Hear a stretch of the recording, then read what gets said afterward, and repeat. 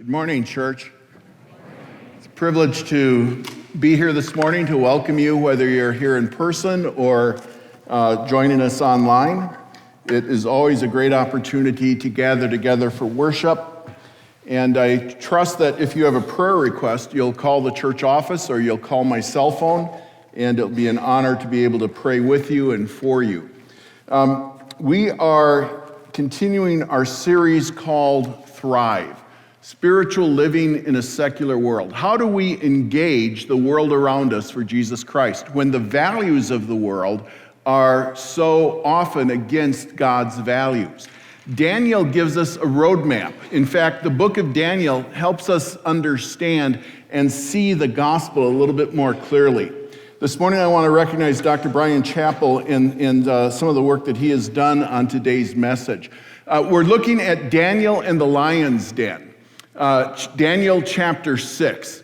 Now, I originally wanted to call this message, Shut Your Mouth. The staff liked the idea, but I thought I would go with something maybe a little more traditional with this.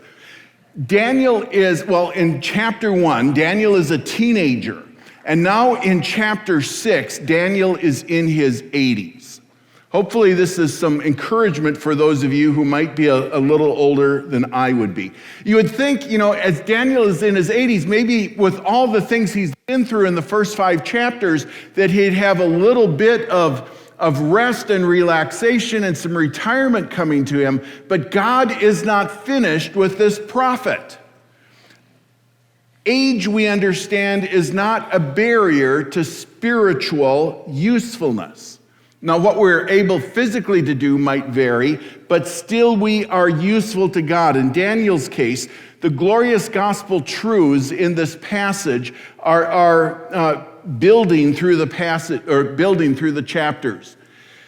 Let's just highlight them very quickly. In chapter 1, Daniel and his friends are preserved because of their vegetarian diet. And God is saying to them and through them, I remember you. In chapter 2, Nebuchadnezzar's multi-layered statue is struck down by the stone from heaven that is Christ. And God's message is, in chapter 2, I rescue you. And in chapter 3, we have the men in the fiery furnace. And as the king looks on, he says, wait a minute. There are 4 people in there, and here we see the Emmanuel concept of God right here with you. And in chapter 4, Nebuchadnezzar's restoration from this animal-like insanity, it is God saying to his people who have grown idolatrous that I will restore the humble. And then in chapter 5, we have this significant point of contrast as Daniel deals with an arrogant king, and the writing is on the wall, and we have God reminding his people who are an idolatrous people, I remove the proud. And now we come to chapter 6, where the final brick, if you will, in this foundation is being laid, and it's a very simple message for you and me today. As we look at Daniel chapter 6, and the message is, trust me. Trust me. Trust God.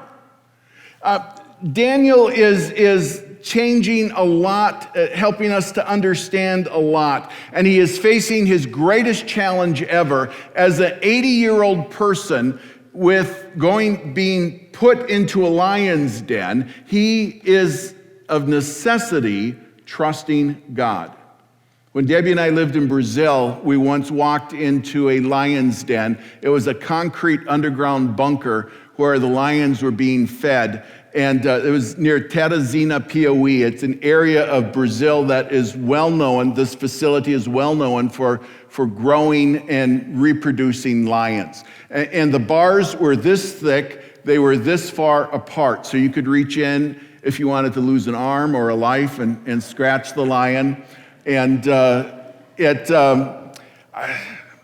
Debbie is pregnant with our first child. We're with a group of about 20 people. We're standing underneath, and this male lion comes in last. He's right in front of us. And we all back up, and behind us is another cage. And a female is there with cubs, and females are very protective. And like I said, the space between the bars is that big, and all of a sudden we hear this scream, and I turn and I look, and this paw is coming through the air at this man, and he is screaming, and he is running forward, and the female is making noise. She is protecting her cubs. And the whole crowd just rushes towards the exit, and I grab Debbie because I don't want her to get trampled. But as the female is coming down making noise, the male in front of us, who from head to tail probably is from here to the other side of that speaker, he lets out this roar. Now, outside I could hear him 2 or 3 miles away, but you have a roar 6 feet away from you in a concrete bunker. You're not hearing anything for the next 10 or 15 minutes. Your ears are just kind of going like that. So we have these lions that are man killers. And we have all of this going on. In the midst of that, God says, trust me. Now, we know the story. It unfolds. Daniel is given prominence within the kingdom. He is elevated to be the sole ruler of all the kingdom. And what happens to politicians when one politician tends to get favor and curry special assignments more than others? They get jealous. And these jealous politicians look at ways that they can trap Daniel, and they're trying to dig up all kinds of mud on him, but nothing sticks. It just rolls off. So finally, their jealousy is twisted into this kind of wicked ingenuity, and they say, let's use Daniel's faith against him. And they come up with a plan to approach the king, and they say to him, oh, king, you live forever, but king, we understand your magnificence. We understand your might, power, and glory throughout the entire world. King, we think it would be a great idea if for 30 days, nobody could pray to any being, no God, nothing other than you for the next month. And the king, his pride gets a hold of him, and he goes, that's not a bad idea. And they say, king, why don't you pass a law that can't be changed? Why don't you put this down into a decree, and the law of the Medes and the Persians will enforce it? And the king says, great idea. Let's do this. So the lions are prepared, their appetite whetted. And it isn't until a few days later that Daniel is brought before him that he realizes these politicians have laid a trap that is going to cost Daniel his life and cost the kingdom a significant benefit. And that benefit is Daniel. So the king's pride traps him, and he understands what is going on. And we see that Daniel survives this trap, that Daniel lives through. The king couldn't sleep. He comes running early the next morning. Daniel, are you still alive? And now we hear these words of doxology, these words of praise that spill from the lips and are written by the pens of the scribes that have to record these words. And then they're dispersed throughout the entire kingdom that God should be praised. Let's pick up the story in chapter 6, verse 25. Let's stand in honor of God's word as I read this passage for us this morning. Then King Darius wrote to all the nations and peoples of every language in all the earth, may you prosper greatly.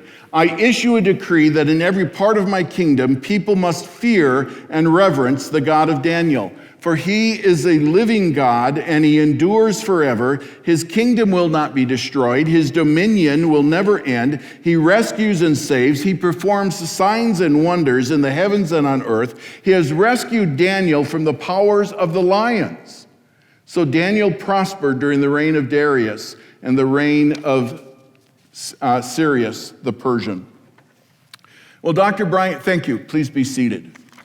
Dr. Brian Chappell shares a story of a young teenage girl who had learned to trust God. It was only 4 days before her 17th birthday. Her dad shared the same birthday as she did. But there weren't going to be any presents purchased because America was mired in the Great Depression. And rather than presents, the mother and her 7 kids gathered around a rickety bed and prayed over her husband, who was labored in his breathing. He was dying. And this young girl recognized that Dad would not live to his next birthday, to her birthday. When the funeral came, the mother, along with her 7 kids, trudged through the mud to a very simple grave. They went home. This young girl, who could only find job as a maid, had to borrow a dress for the occasion. And when she got home, she took it off and she folded it up and smoothed it out and laid it on her bed. And then she laid down next to it and curled up. Life was over. She was old enough to understand and despair what she knew. The house was heavily mortgaged. It wouldn't be theirs for very much longer. There was no income. What would she do? It seemed that everything was crushing her. Mom had not spoken for 3 days. The silence in the house just choked her out. And then this teenage girl heard a sound. Just a whisk, whisk. A few moments later, a little more pronounced, whisk, whisk.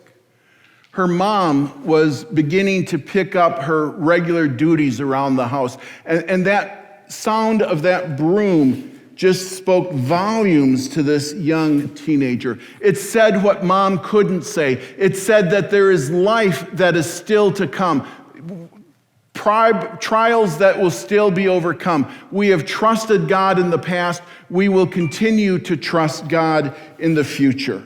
And that broom sweeping was almost like a song in her life.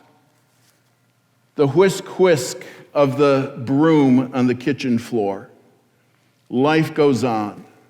Later in her diary, this young woman would write how powerful it was to hear that gentle sound as her mom began to take on that simple household task. And it gave this young teenager hope in her own heart. All was not lost. There was something more worth engaging. Her mother was pressing on, assuming the duties of everyday life, and that sweeping became a rhythm of a song in her mind to just trust and live. Trust and live. Trust and live.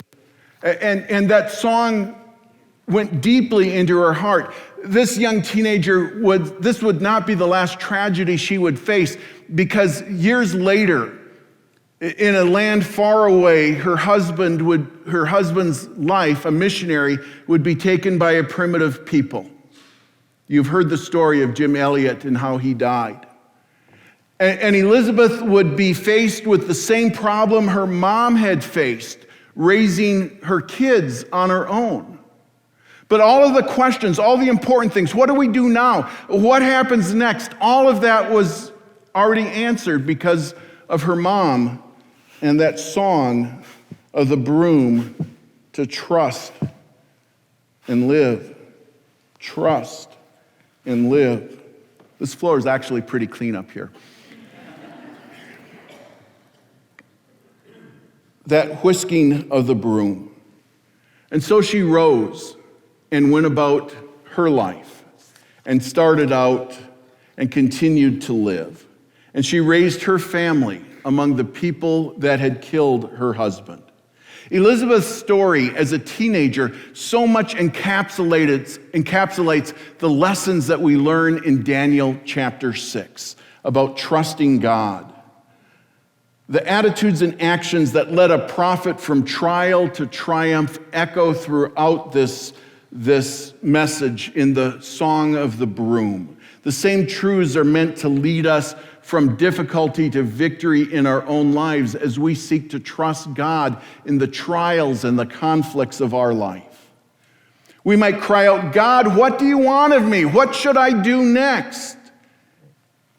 Against adversity that just threatens to crush the faith within us is the simple message that God keeps providing through that echo of the prophet's broom. Just trust and live. Trust and live. God, you see, is in the business of sweeping away the confusion and the cobwebs of our heart.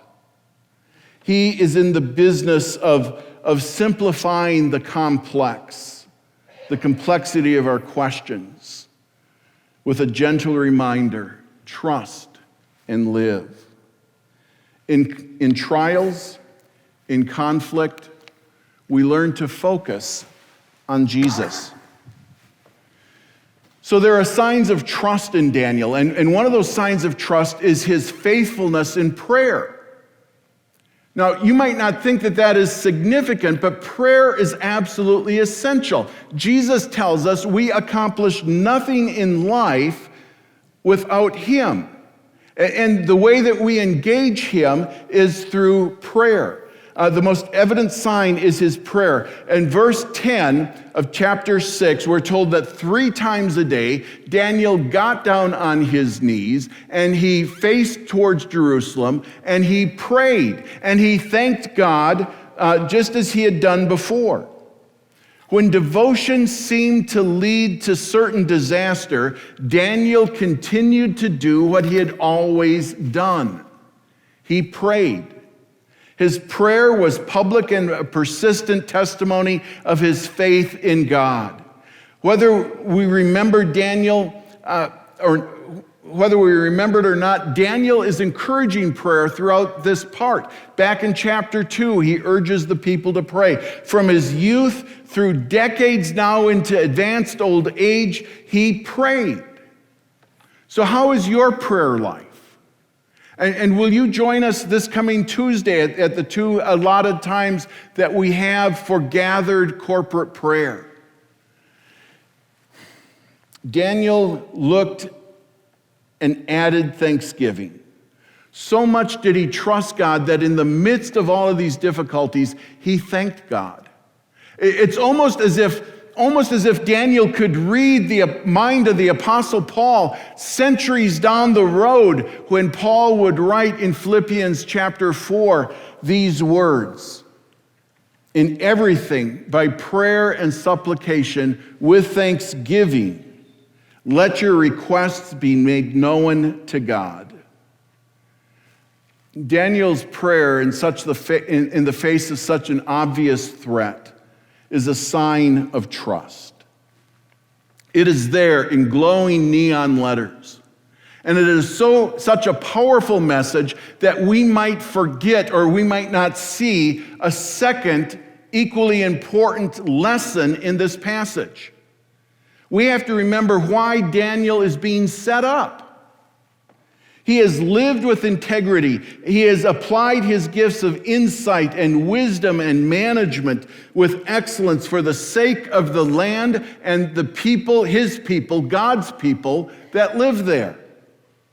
He trusted God enough to serve him in the midst of a secular world. He didn't divide the world between that which was secular and sacred. It was all sacred, if you will, to God.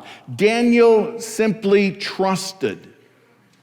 And he took a stand in the midst of crisis. And he stood up for God. This dedication is exercised across decades, each trial building to the next until he comes to the den of lions. His trust is an evident path of godly service that extended throughout a context of many different things. Daniel was a man who lived with courage. And because he trusted God, he was able to live courageously before God and for God.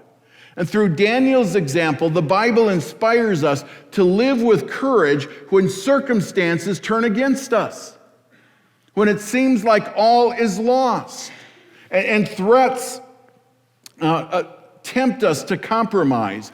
Our trust in God should lead us to live in courage, to live with courage for Him.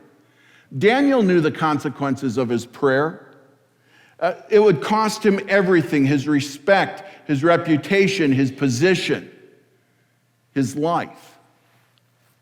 Still, this spiritual discipline, this time of prayer, was more important than his personal safety.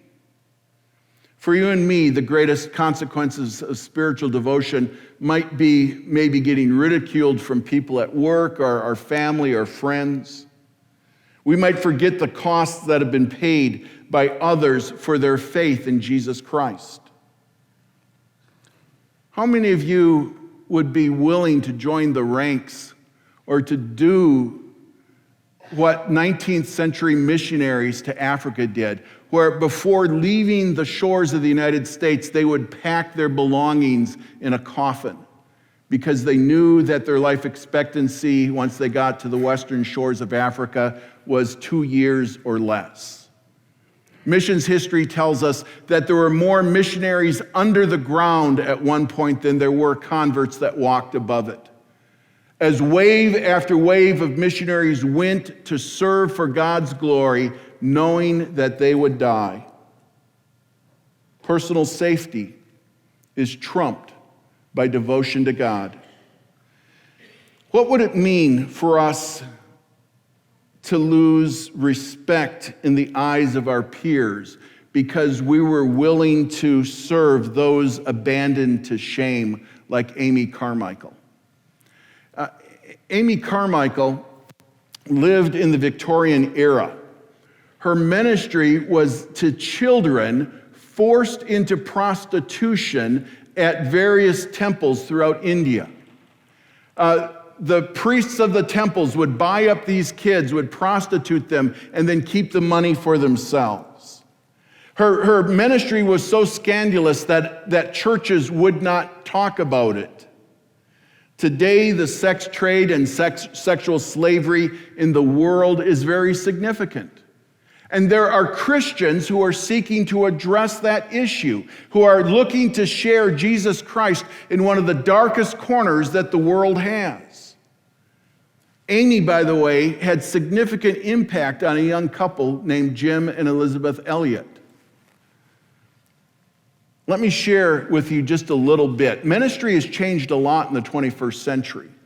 Let me share with you just a little bit of what we're doing at Moody Bible Institute to help students who are preparing for the gospel ministry, who are specifically looking at how they can minister to people who are being sexually exploited. Let's listen to Dr. Pam McCrae.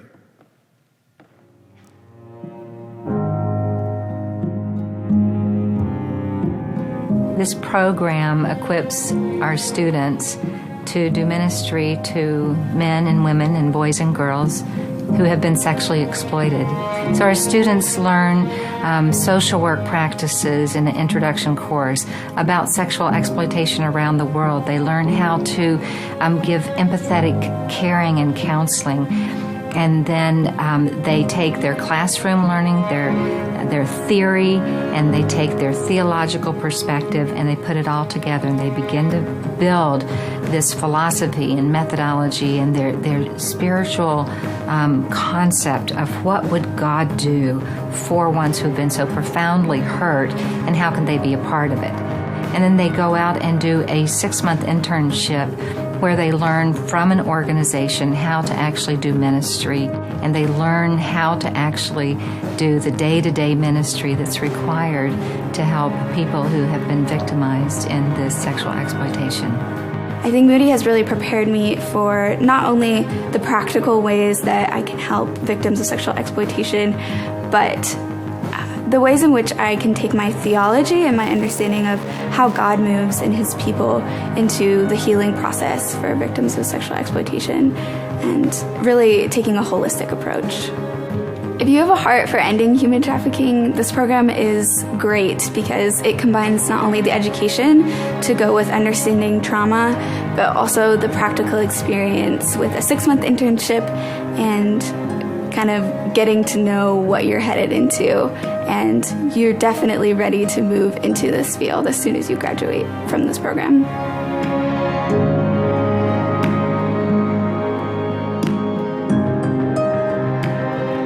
Serving Jesus Christ is going to require training, and it is going to require commitment, and it is going to require much more than that. What does it mean to follow Jesus in the 21st century? On November 22, the year was 2002, in the early morning hours before the sun rose, was on a plane. Our wheels touched down in Beirut, Lebanon before the sun was up. I was coming in from Europe on my way into Amman, Jordan for some time of ministry. And it wasn't until 2 o'clock that afternoon when I was in Amman that I learned what had happened back in Lebanon that morning. At 7:30 in the morning, let's go on, or keep it at this slide. At 7:30 in the morning, Bonnie Witherall, a Moody grad, was working as a nurse's assistant in a hospital that ministered to Palestinian women in Sidon, Lebanon.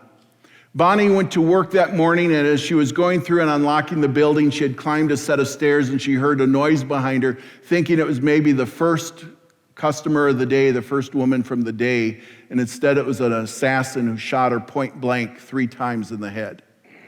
As the blood fled from her body, her spirit soared to her Savior.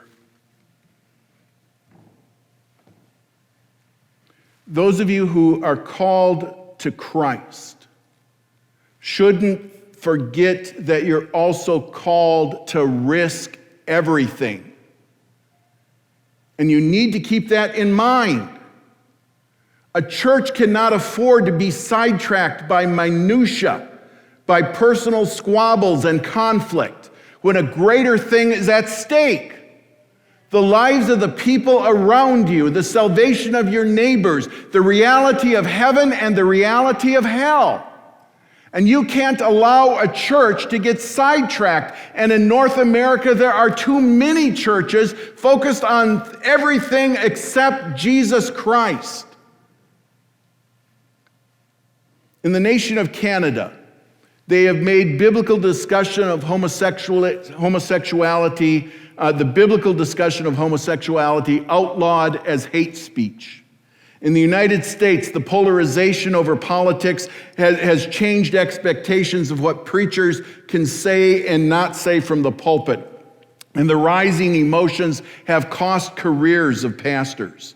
As our culture becomes more pluralistic, we hear words emphasizing tolerance. But the one thing that is not tolerated in our society is a clear, simple presentation that the only way to deal with this problem of sin is through personal faith and salvation through Jesus Christ. That increasingly is not tolerated.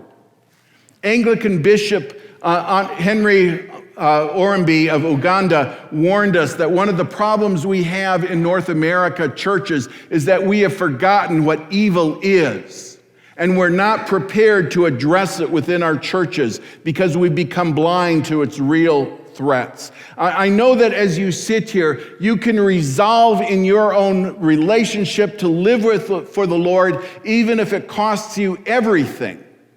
But I want you to understand, Daniel is teaching us something harder that we miss if we just stop with trust and live. That harder message is that not only are we called to live for God when it costs us everything, but we're called to live for God even when it changes nothing. Daniel displayed his duty against great institutional sin. Consider how imposing the forces were that he was faced with on a daily basis. He alone stood firm in his stand for God. He alone stood against the advisors, all the other advisors of the king, and they tried to kill him. The law, the unchangeable decree of the Medes and the Persians opposed Daniel. Even the king had no power to alter the law. Injustice ruled, idolatry dominated. Israel remained in powerless captivity in judgment because of her sin and abandonment of God, being caught up with issues other than God. There's no record of thousands of Israelites rising up to support Daniel. What would it mean for one man against such an overwhelming institutional and national evil? What would matter for one person to take a stand against an entire nation, a culture, a tradition of godlessness?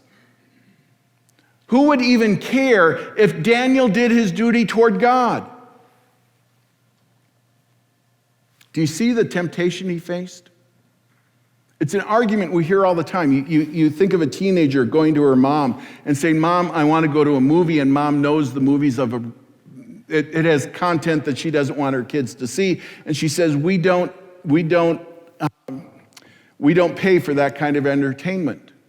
And you hear the reply of the teenager. You can hear it ringing in your mind. You've probably heard it told to you. Well, come on. They're not going to close down the theater because we don't go there. What's the underlying argument, the implicit argument?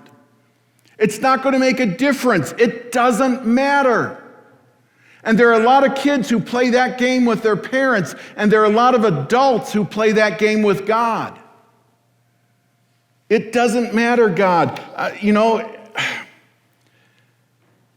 Nobody is going to be affected by what I do. Therefore, it's not important. Daniel teaches that duty remains even when sin seems unaffected by it, even when sin is so large that our efforts to oppose it seem meaningless. God still requires from you and from me our faithfulness. The sin might be so large and so powerful that to oppose it places us in positions of injury or personal jeopardy. And still God says, "Stand your ground and live for me." The book of Daniel is as much about courage as it is about divine rescue. In fact, it is really about courage because of divine rescue. God calls us into hard places sometimes to serve Him. I have students in India who are working in a very difficult situation, and they would say that the community opposes them. Many of their families would oppose them. They stand a high risk of losing their jobs, of their wives being physically assaulted, and they minister in difficult places. And it would be tempting for them to say, it's just too great of a price to pay. And yet the gospel in that part of India is spreading like wildfire. And in a little over 10 years, we've seen over 500,000 men and women commit their lives to Jesus Christ and Christ alone. Are you ever tempted to think that there is no hope, that evil is too great? Remember, Daniel isn't the last of a clan that is willing to serve God.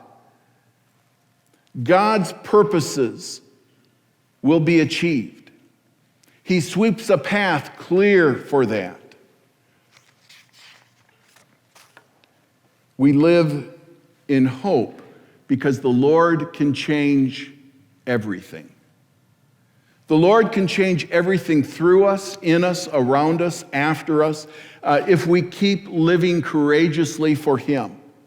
Because we are living in hope, that is the confidence that God will accomplish what He is going to accomplish. The message of Daniel is that our hope in God isn't misplaced.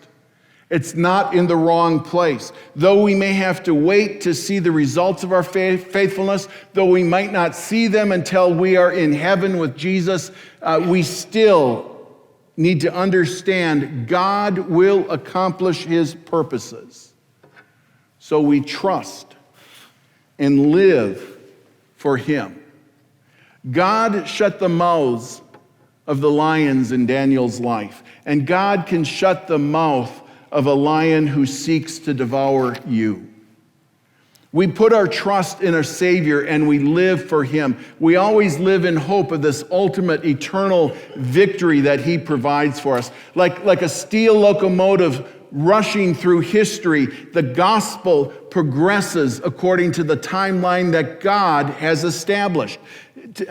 God has designed that to rescue His people. Institutions will fail Him. Empires might conspire to oppose Him. We, as His followers, may fail Him. But the gospel prevails as God desires. Friends, let me clue you in. God doesn't need Southgate Baptist Church to accomplish His purposes. Southgate needs God. Vincent and Margaret Crosset served as missionaries in mainland China during the 1940s. There's a picture of them young. You can see that they both died in the 90s. Born 06 and 07. Their ministry had obstacles that were huge to overcome. After years, they were finally beginning to see a small church being formed out of a Bible study. And then Satan began to snarl. The communist regime had the Cultural Revolution that took place in 48 and 49. All the missionaries were kicked out. A domineering, one-person rule took over, and dictators intent on wiping out Christian influence in the nation. The Crossettes were kicked out of the country, their fledgling flock of believers. Would they face the onslaught that was to come and hit them head on? How would this little church survive? The situation seemed impossible. What would the Crossettes do? From a worldly perspective, there was no chance that that church would survive, but they didn't see things as the world sees it. Banished to the United States, they continued to pray. For 40 years, 4 decades, they prayed for that church, those struggling believers, without ever hearing, without ever having any contact with them. And after 4 decades, the walls came down, and they hurried back as older Christians now and went to the village to see if that tiny church was still there. It wasn't. It was replaced by a church with over 4,000 men and women committed to Jesus Christ.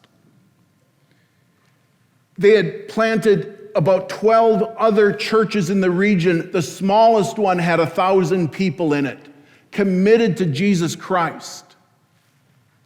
God can do great things when we fulfill, well, even if we don't. God looks to us to do our duty, to pray. What trials are you facing today? Is it a sin that is around you, or is it a sin that is in you? Is it so great that you can't see any sense in fighting it? Fight it. Stand for God. Take the position. Do what is right. Let God take care of the rest. You don't need to worry about that. He can and will, and He will do it in His time for His glory. God shuts the mouths of lions today. There might be so much wrong, so much upheaval, so much confusion that you wonder what to do, and you cry out, what's the use? You think nothing could change in your company, nothing could change in your marriage, nothing could change in your circumstances, nothing could change in your church. These things can appear to be such a mess that there is no possibility of ever straightening them out. But never confuse the circumstances. However confusing the circumstances, God explains clearly what He expects of you and me. We can cry out in anguish, what do you want from me, God? Don't you have some answers for this mess that we're in? Tell me what you want me to do. And God answers with this slow, soft response. trust and live.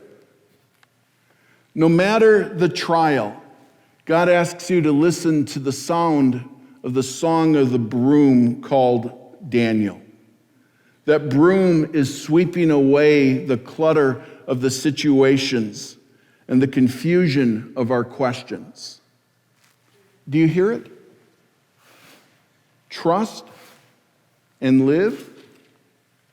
Trust the Lord. Live for Him. He doesn't ask you to solve the problem. He simply sweeps clear the path of His purpose. His promise rings of mercy and victory, and these promises are forever. So trust and live.